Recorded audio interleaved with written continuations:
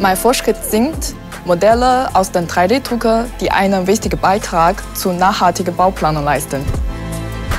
Mein Team und ich arbeiten hier an einem Projekt namens Beam2Print. Dabei werden digitale Modelle von Gebäuden, Prototypen von Bauteilen und spezielle Werkzeuge erstellt und dann per 3D-Druck realisiert.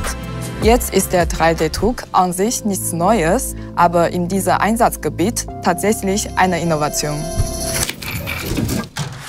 Vor allem was die Effizienz betrifft, mit bis zu 70% schnellerer Herstellung der Modelle und bis zu 60% kürzeren Iterationszeiten ist das Verfahren enorm zeitsparend. Wir benötigen dadurch deutlich weniger Ressourcen als bei herkömmlichem Modellbau und können nachhaltige Materialien wie recycelten Kunststoff präzise einsetzen. Aber damit nicht genug. Beam2Print hat eine enorme Auswirkung auf die Effizienz des Gesamtbauprozesses. So können wir zum Beispiel Mammutprojekte wie den Campus 2 in Frankfurt bereits vorab bis ins kleinste Detail visualisieren, was die Kommunikation und den Ablauf extrem beschleunigt.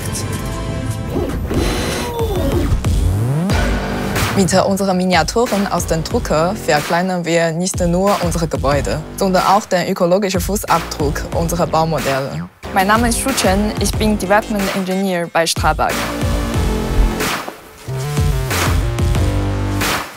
Gemeinsam arbeiten wir am Fortschritt. Strabag. Work on Progress.